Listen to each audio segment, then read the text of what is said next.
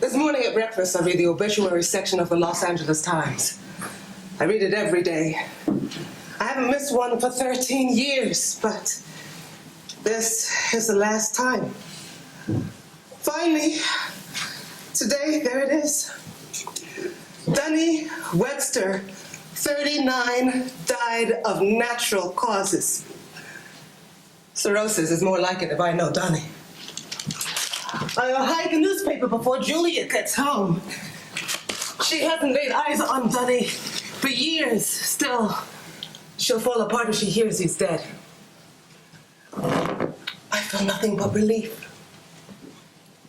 It's 1972 in this picture. Julia and I are identical twins. Julia's 12 when she gets pneumonia in her first chest x-ray. The doctor surprises us with news of an enlarged heart. For those of you who aren't doctors, here's a visual aid. Normal heart, enlarged heart. Growing up, we're inseparable. But that all changes when Julia meets Dunny. We're 16 at the time, and in short order, Dunny becomes her raison d'etre. Dunny doesn't feel the same way about Julia. He's got a completely different reason to get a head change, as he calls it. You see, Dunny lives to drink. At 17, I'm packing to start my life at one of the Ivies. Julia's not. Instead, she's waving a white EPT stick in the air like it's a baton orchestrating her sad fate. All I can say is, Daddy's gonna kill you. The worst thing you could do, according to my father, is become a stereotype. And here's my sister, teenage and pregnant. Here's Dunny at the shotgun wedding. He insists I take a picture of his bruised cheek. He tumbles down the stair that has a crack in it, and he wants to sue the church. Here is our father in his element. A bar. He dons a tweed jacket every now and then. At Dartmouth, where he's an English lit professor, let's just say that my father splits his time between office hours and cocktail hours. He knocks out my front tooth when he hears that Julia's pregnant. He tells me, you shouldn't have blocked me. I expect my father to apologize. Finally, I can tell you two girls apart. He quips. I have a major epiphany. You can both love somebody and hate them at the same time. It's the quantum mechanics of the human psyche. I pledge not to follow in my father's footsteps, and yet I major at English Lit at Dartmouth.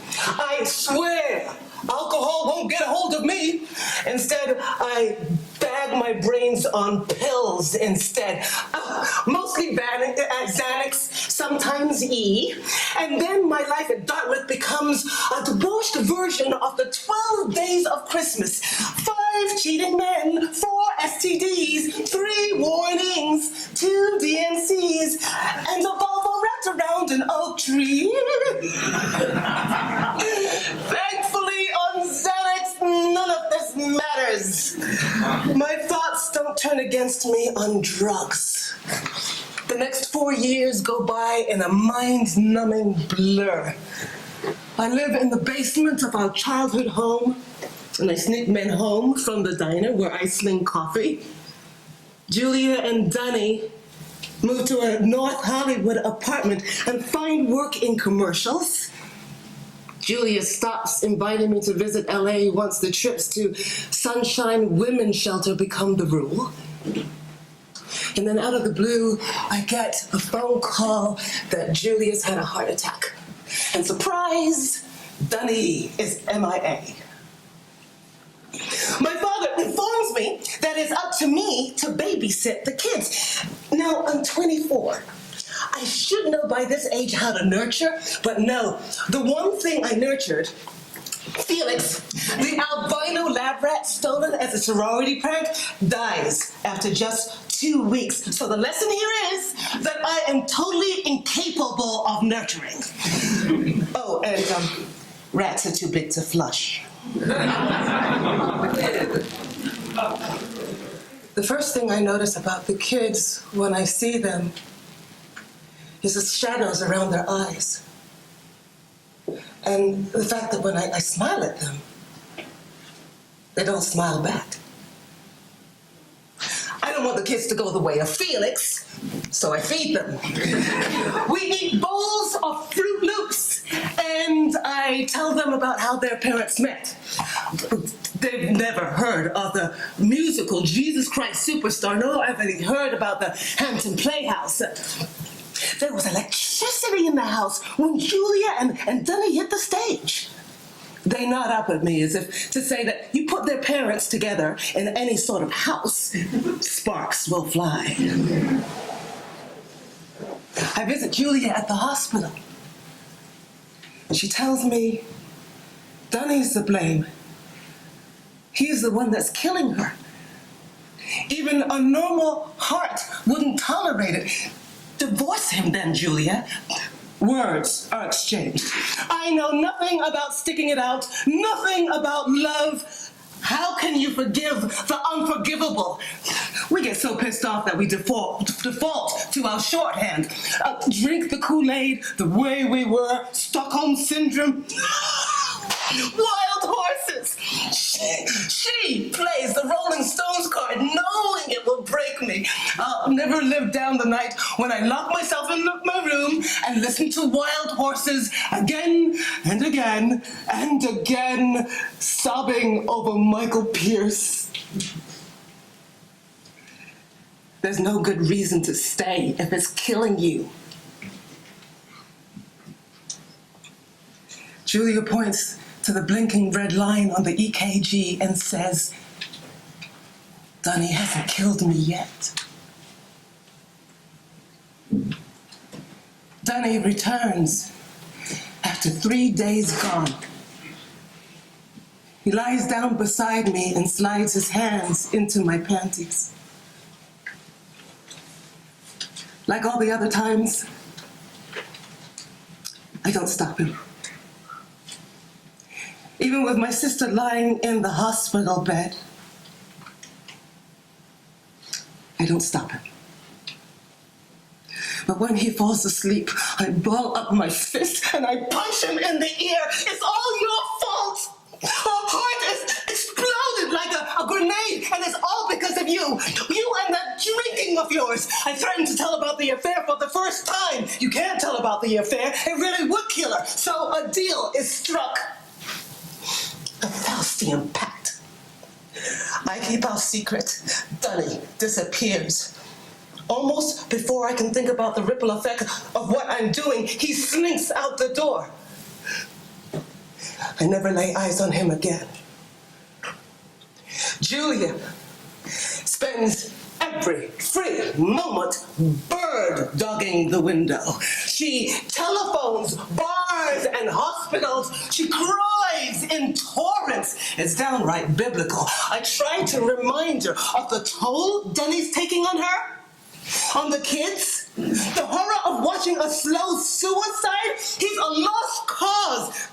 That's not all he is, she sobs. He can play Jesus like nobody else. I try to tell her that if he can't love her, nothing else matters. She swears he can be a good father, a good lover. I get urges to tell her about the affair all the time.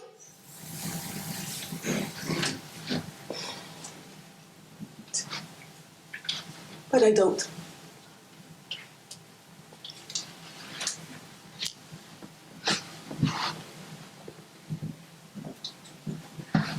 Today, Julia deals blackjack at the Hollywood Park Casino. She says it makes her feel lucky. I explain it this way. She's surrounded by flashing red lights, just like that line on the EKG. It reminds her she's still alive. Me, Well, the week Julia's hospitalized, I cleaned the pool at the apartment, where I now call home. That summer, I teach Allie and Judah how to swim. I find I enjoy kids, like teaching. I quit Xanax, cold turkey, and I get a job teaching high school English. I find on good days, being with kids does more for me than Xanax ever could. Judah's 16 when my father gets his one-year chip at Alcoholics Anonymous, and he wants to move to California to be a grandfather. One day, Judah got up enough nerve to ask me if Dunny ever loved him. Yes. Definitely yes. He scratches his head and says, well, how can somebody love you and leave you? Well, some things are bigger than love. That's lame, he says. I nod in agreement.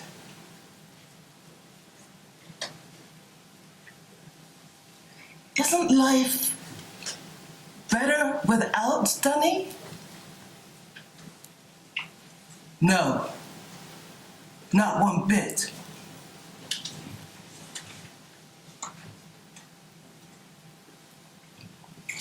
Out of the blue, my father buys me veneers to hide my gray front tooth. No apologies, though. Strangely, I don't care. I mean, I probably owe my sister a Mount fucking Fuji amount of apologies. What? I just can't spit it out. Wasn't it the Japanese who said, people who live in glass houses shouldn't throw stones? Or something like that. Half of what I say